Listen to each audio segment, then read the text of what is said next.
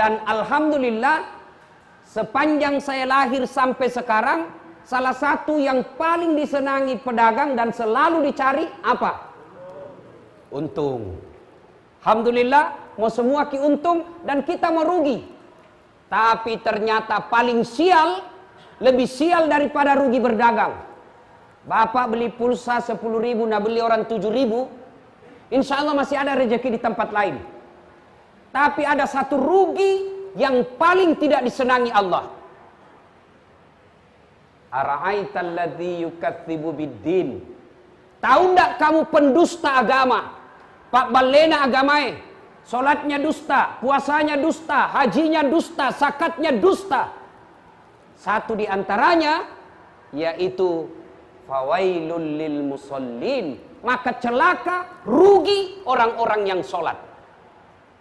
Nah, ibu bapak, saudara-saudara sekalian, siapa yang rugi? Menurut Al-Quran, yang rugi dan celaka dalam sholatnya mereka yang bermain-main dalam sholat. Nah, mari kita lihat mana yang main-main sholat. Sebaliknya, Al-Quran juga menjelaskan, qad aflahal mu'minun. Tadi orang rugi. Sekarang qad aflahal mu'minun, maka beruntung orang-orang yang beriman. Siapa mereka? Alladzina hum fi salatihim khasiun. Mereka yang husuk dalam sholatnya. Nah, ini banyak nak tanya ke mahasiswaku, Ustaz, bagaimana itu caranya orang husuk? Apakah husuk itu sholat tidak ingat apa-apa? Kalau husuk tidak ingat apa-apa, bukan sholat namanya, pingsan. Bagaimana caranya husuk? Tata cara agar kita bisa husuk. Pertama, usahakan ketika kita mau sholat, pakailah baju yang indah. Itu surah Al-Jum'ah jelaskan. Kau datang ke masjidku, lo ko masigi ku mas sampajang, pakai kau baju makesing. Pakailah baju yang indah, bukan yang mahal, tapi yang indah. Tapi apa yang terjadi di antara kita? Mau ketemu wali kota, ngaling ngasing baju baru. Kalau perlu parfum palsu poin na pakai. Pinjam sepatunya temannya, nah pinjam dasinya temannya. Sampai ketemu wali kota, nah cium tangannya itu wali kota padahal baru tanda tangan korupsi. Tuh, sekalinya mau datang ke masjid, pakaian ala kadarnya. Itu tonna pakai main basket. Itu tonna pakai kencing berdiri poin. Masih ada satu tetes, detik saja masuk di sini. Coba. Baju yang sudah 3 hari tidak dicuci dia pakai. Kemudian celananya ada tetesan kencing. Lalu dia datang menghadap kepada Allah. Gimana kita mau husuk? Begitu kita sholat, baju yang kita pakai tadi main futsal 2 hari sudah ada jamur. Begitu angkat takbir baru nih gatal semua. Bismillahirrahmanirrahim. Alhamdulillahirabbil. Mana koci ton tarana. Maka ketika mau husuk, salah satu kiat pakai yang indah, bersih. Dan yang paling penting, pakailah baju yang kita yakini halal. Kalau baju korupsi, baju sogok pilwali, pilih anak, baju baru. Berapa suara? 5, aman. Tanam lagi pak. Begitu ada yang kasih limbi, nah lupa aman. Baju sogok seperti ini dipakai sholat. Nakakalaki ki malaikat. Nah kasihan deh lo. Maka begitu mau datang ke masjid, lihat dulu, pandang dulu. Ini sarungku halal atau tidak? Ini bajuku halal atau tidak? Jam tanganku ini halal atau tidak?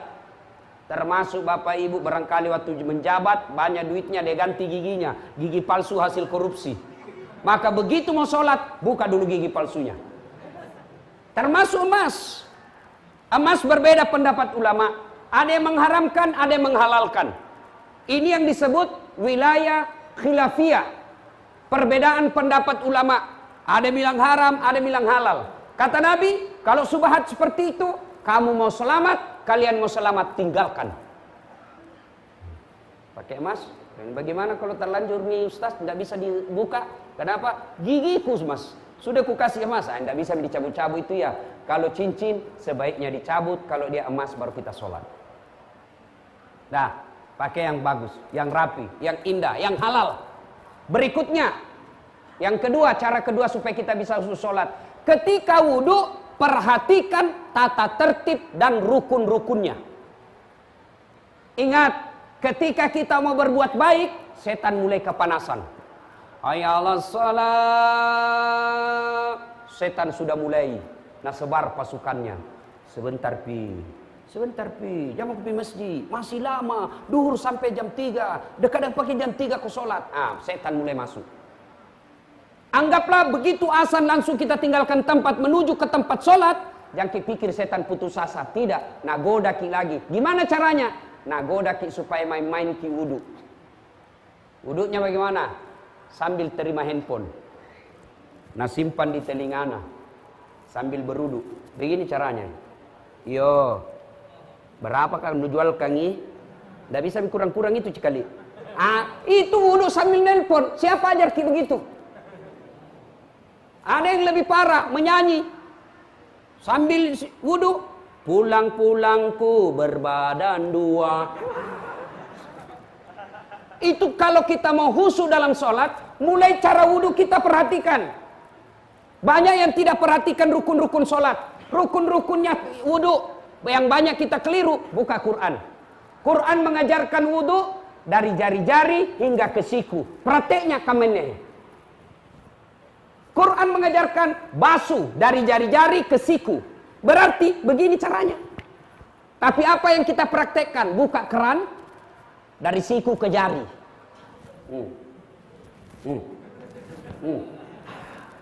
Sah tidak? Sah, tapi tidak sesuai yang diajarkan Nabi. Kalau dia wudhu dari siku ke jari, ya nilainya kira-kira 7. Kalau dia dari jari ke siku, nilainya 9. Maka sempurnakan wudhu. Ada yang lebih parah lagi, wudhu sambil cerita. Ada lagi yang lebih parah, tertibnya itu wudhu. Kanan dulu selesaikan, baru kiri lagi. Tidak usah pindah lagi ke kanan. Kalau kanan kiri, itu bukan tertib. Salah satu rukun wudhu ada yang disebut tertib. Apa itu? Mendahulukan yang dahulu, membelakangkan yang belakang. Ada lagi yang parah, wudhu. Ini anak muda sekarang, canggih. Sekarang Pak, leleng kulihat rambut anak muda. Dulu waktu ku kecil, ada tonji cukur bandang-bandang istilahku dulu di kampung. Itu yang kayak bandang saja di sini. Sekarang ada gotnya. Cukur itu anak muda ada gotnya di sini. Nabi kingangi bendrang. Gimana itu? Sudah mina kasih. Apa itu namanya? Nabi bilang anak muda? Pomade. Kita dulu minyak rambut di tanco. 2 jari diambil. Begitu kita upacara keluar semua keringat di sini jatuh-jatuh. Dulu zaman kecilku saya dulu. Sekarang apakah itu pamode apakah namanya itu? Biar nak kena angin enggak goyang-goyang. Saya sudah mendapat. Begitu mau sholat, pikir deh, ini tadi di salung ini 30.000. Mau wudhu, airnya apa? Wudhunya enggak nak kasih basah rambutnya. Nak kasih begini saja. Dongo. Karena kau belajar dulu. Sayang sekali rambutnya. Itu setan itu, Nabi siki. Hati-hati kok. Rusak patek lu, rusak ki. Lebih cocok itu bos, wudhu begini daripada itu begini. Kenapa? Ini bukan rambut. Quran mengajarkan membasuh sebagian rambut. Jadi kalau mau khusyuk sholat, mulai dari wudhu. Perhatikan memang. Apalagi banyak kekeliruan kita, basuh kaki. Begini caranya basuh kakinya. Anak muda milenial. La ilaha illallah. Perbaiki. Yang disunnahkan jari-jari tangan masuk ke jari-jari kaki. Tapi kita ambil praktisnya. Wajar puluhan tahun kita sholat, tapi sholat itu tidak membawa berkah dalam kehidupan kita. Sudah, anggap bagus sudut tak? Ya? Sudah wudhu, mulai kita sholat. Nah, ketika sholat, untuk bisa khusyuk, ini mata jangan seperti mata pencuri. Kan itu badai kama paboya. Allahu Akbar. Jangan ketawa serius orang ini bos. Kita ketawa karena kita begitu toh. Maka ketika sholat, Nabi menganjurkan mata lihat yang kita mau sujudi. Lihat yang kita mau sujudi. Jangan kita mau sholat, nah lihat semua. Kita juga Pak yang pergi berjamaah, pakai baju jangan banyak tulisannya. Apalagi di boko. Kisah orang di belakang tak Pak. Nah baca ngase mintu baju tak. Kak, mau ki ruku, belum selesai imam, mau ki ikut, ndak dihafal. Terpaksa dibaca semua itu baju di depan. Persatuan Guru Republik Indonesia Cabang Cambaya. Nah baca ngasih. Habis mina baca baju kiri kanan depannya, apalagi? Nah cari lagi papan pengumuman. Keadaan keuangan Masjid Nurul Mukmin. Saldo kas 70.000. Bayar listrik 100.000. Nah baca semua. Maka dianjurkan jangan mata kita melihat ke sana kemari, tapi lihat yang kita mau sujudi. Kita coba. Berikut supaya kita bisa khusyuk. Ketika sholat jangan terlalu banyak bergerak. Imam Syafi'i mengajarkan 3 kali di batasnya boleh bergerak. Kalau imam mazhab yang lain boleh. Maka jangki heran kalau di Masjid Nabawi atau di Mekah ada orang sholat Pak sambil goyang-goyang, sambil dia terima handphonenya. Bunyi handphonenya langsung nambil, nah lihat, langsung dimatikan. Kalau kita kan dibiarkan saja, akhirnya mengganggu. Bagus kalau nada panggilnya mengaji, kalau nada panggilnya lagu dandut, pandrak kita Pak. Ketika kita mau sholat, usahakan jangan terlalu banyak gerak. Bahkan Imam Syafi'i mengatakan lebih dari 3 kali sholatmu batal ketika lebih ke 3 kali bergerak. Nah, misalnya menggaruk, misalnya gigi nyamuk. 1 itu, 2, naik lagi 3. Apalagi kalau punya di pekamannya.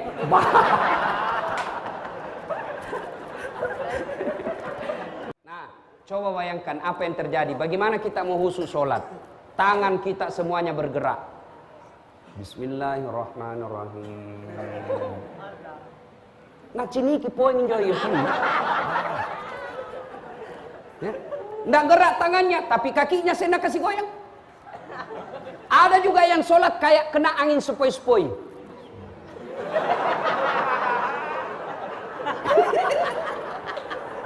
Oh balik kedo-kedo nah.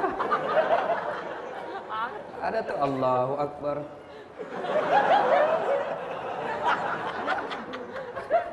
Siapa ajar ki sholat seperti itu? Ayo jujur. Berapa tahun maki sholat? Lebih 10 tahun Ustadz. Bahkan ada yang sudah lebih 30 tahun. Ayo jujur. Nggak usah jawab sekarang, dalam hati. Pernah nggak bapak ibu membaca pedoman dan tuntunan sholat? Ayo nih. Lalu bagaimana kita sholat selama ini? Yang kita lihat itu Tommy kita ikuti. Tidak pernah kita baca pedoman sholat. Giliran kita beli alat elektronik, handphone, wah dibaca mulai halaman pertama sampai terakhir. Mana poin tulisan Indiana dibaca tuh gimana ndak ditauki. Apa maksudnya ini? Apa maksudnya ini? Coba. Begitu kita sayangnya handphone, kita baca itu buku pedoman. Sementara sholat yang kita pakai 5 kali sehari semalam, yang kita gunakan sampai akhirat, tidak pernah kita baca buku pedomannya. Wajar kita sholat seada-adanya.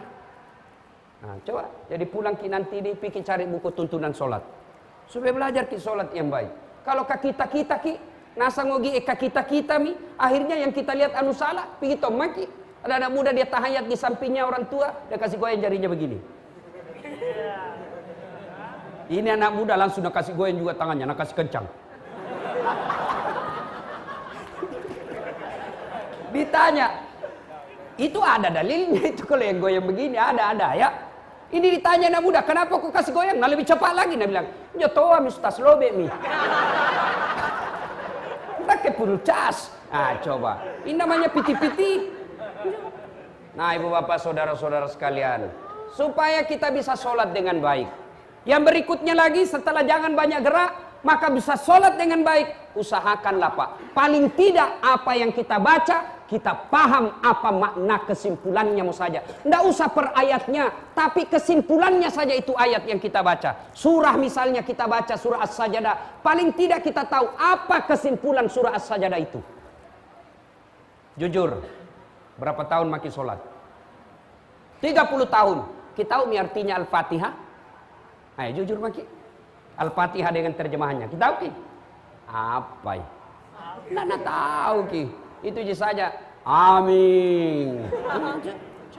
Maka usahakan kalau kita mau perhatikan sholat dengan sebaik-baiknya, maka usahakanlah apa yang kita baca setidaknya kita paham. Kesimpulannya itu ayat. Nah ibu bapak saudara-saudara sekalian, berikutnya lagi. Ketika kita sholat, supaya kita bisa khusyuk dalam sholat kita ini, maka jangan kalau kita berjamaah ya, kalau berjamaah, jangan merasa soleh dan paling benar sendiri. Ada orang sholat kalau berjamaah nak ganggu ki, mulai takbir nak ganggu memang maki, keras baru nak kasih lebar. Allah, baca Al-Fatihah kayak mau nak gigit telinga tak? Bismillahirrahmanirrahim. Santai mako bos. Bukan lewat-lewat. Itu tidak boleh mengganggu orang di samping kita. Kita baca sholat kayak mau minta gigit telinga tak. Begitu ruku, sujud lagi, nak kasih gena lagi telinga. Baik kalau kau pakai Rexona aja. Coba. Itu ketika kita sholat, ada juga yang kadang-kala mengganggu. Saya termasuk saya merasa kadang-kala terganggu. Apa itu? Itu ibu-ibu jari kaki. Suka nak kasih pindah-pindah. Kasih pindah, nak kasih pindah lagi. Kita kasih pindah, nak kasih pindah lagi. Maka kalau mau lakukan itu, supaya kita saling menghormati, tanya dulu orang samping tak. Boleh gitu kakiku kasih rapat kaki tak. Kenapa? Supaya saf jamaah. Saf kita rapat. Kalau Nabi bilang, silahkan tidak apa-apa. Silahkan nih. Tapi kalau Nabi bilang, jangan kiko dong. Karena kakiku terus kupikir itu. Akhirnya orang terganggu khusyuknya. Nah ibu bapak saudara-saudara sekalian. Itu maka ketika kita mampu sholat dengan baik, Allah janjikan, qad aflahal mu'minun. Maka beruntunglah orang-orang yang khusyuk. Orang mukmin, yaitu mereka yang khusyuk dalam sholatnya. Nah sebaliknya, celaka mereka yang tidak bagus sholatnya, yang main-main dalam sholatnya.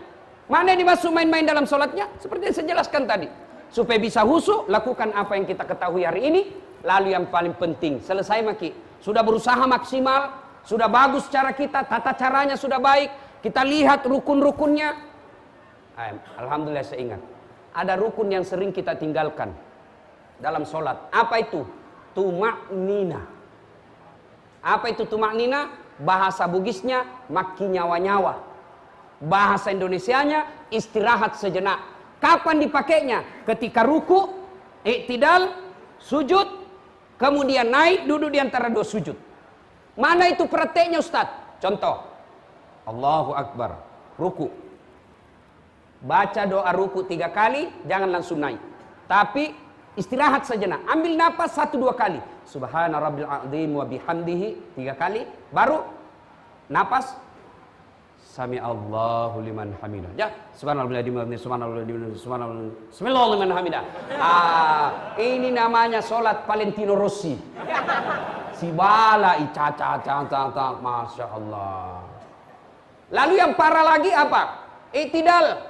Sami Allahu liman hamidah. Naik, Rabbana lakal hamd.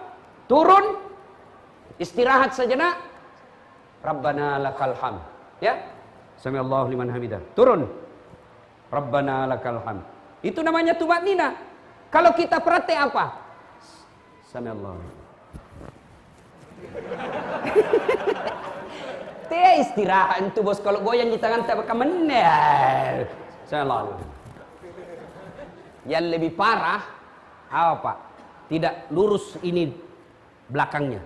Kalau mau betul, maka kata Nabi caranya adalah simpan gelas di atasnya.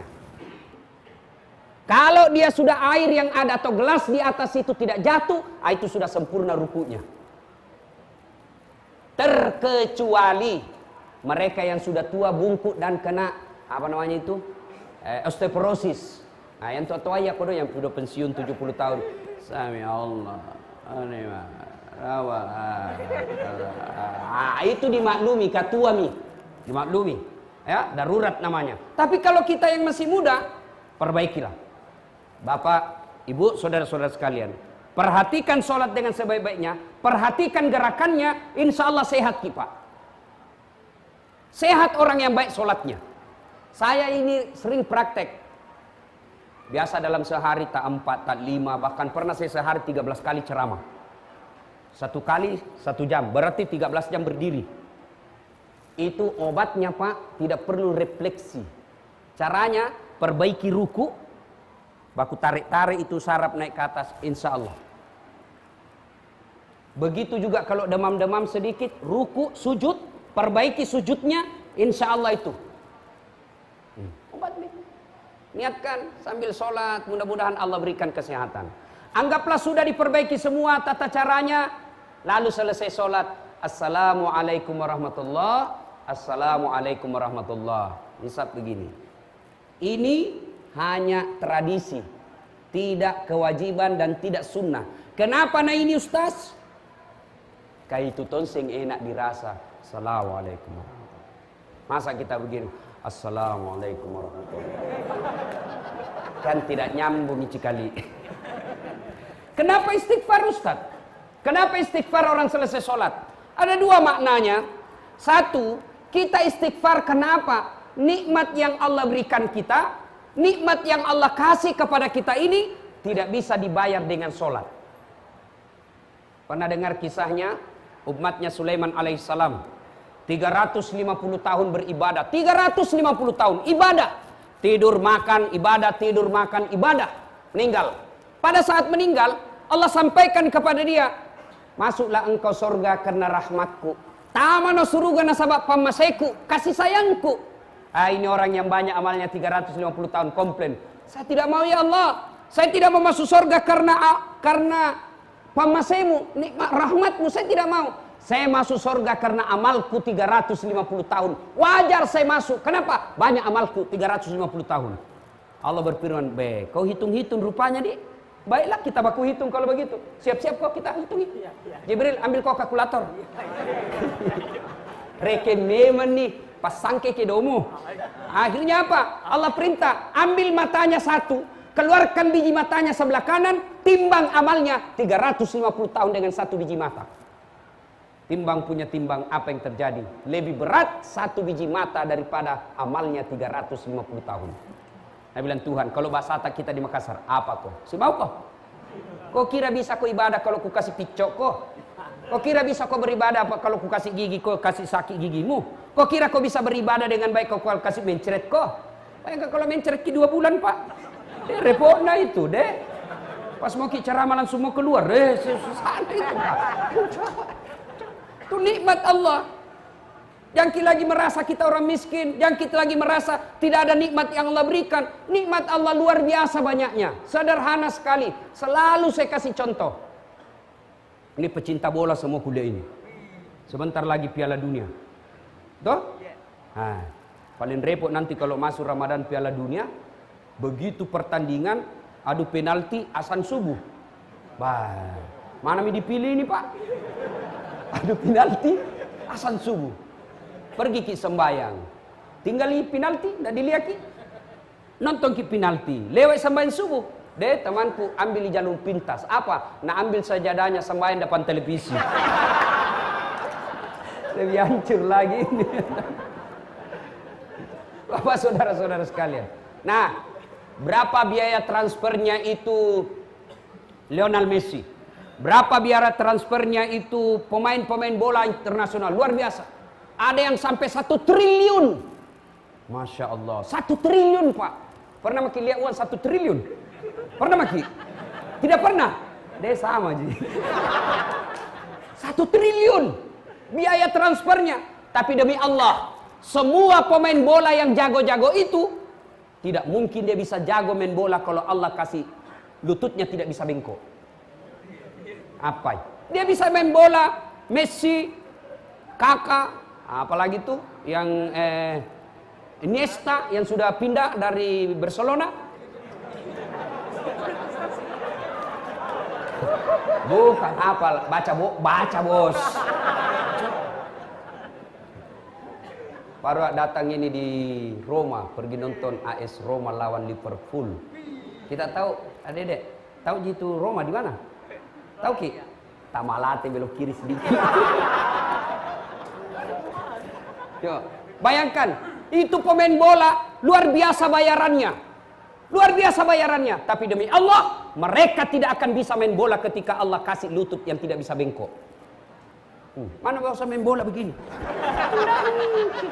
Coba. Apa ibu saudara-saudara sekalian? Itu artis yang dibayar mahal-mahal demi Allah. Dia bisa begitu. Kenapa? Karena mukanya dikasih mulus oleh Allah. Ini kamera, ada kamera di depanku ini. Mahal-mahal ini yang begini. Tapi bukan ini yang mahal. Tapi apa yang mahal? Mata. Biar ada ini kalau tidak ada mata tak. Dia apa? Foto setengah badan. Setengah badan betul dari pelut ke bawah. Makasih Pak.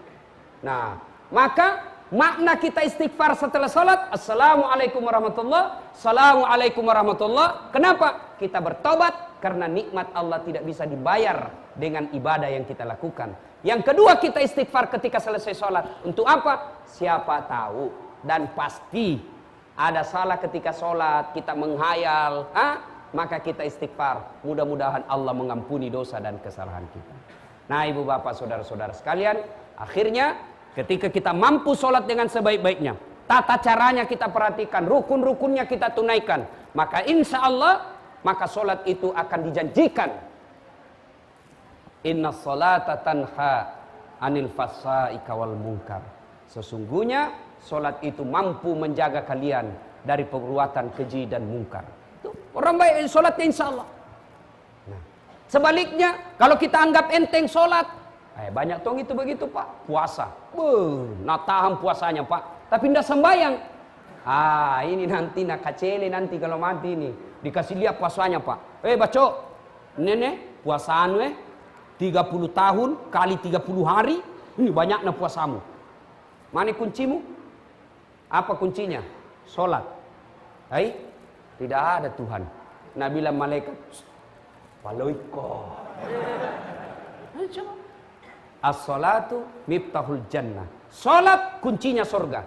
Ketika ada orang bagus amal kebaikannya tapi dia tidak sholat, di akhirat nanti tidak ada kuncinya. Maka keliru, sesat dan menyesatkan orang yang berkata tidak penting sholat, yang penting itu hatimu dong. Mana kau dah sambayang, yang penting hatimu baik. Langsung berdiri anak muda, cocok kate. Setuju, setuju, karena dia juga dah sambayang. Kalau ada orang yang kalau ada orang bilang yang penting hatinya baik biar tidak sholat, tanya siapa nabinya.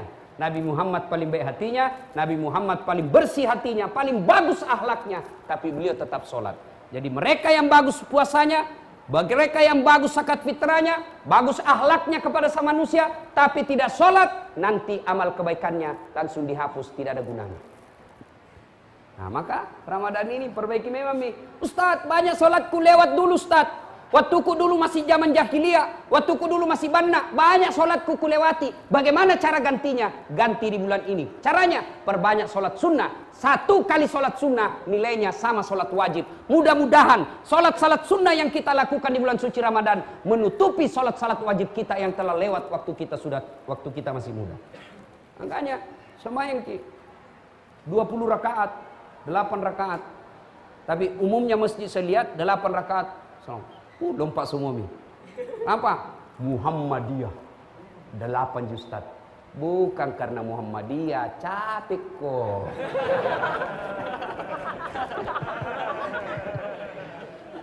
Yuk Bapak, saudara-saudara sekalian, inilah tausiah kita, mudah-mudahan ada manfaat. Masih mau dengar ceramahnya Ustaz? Masih? Nah,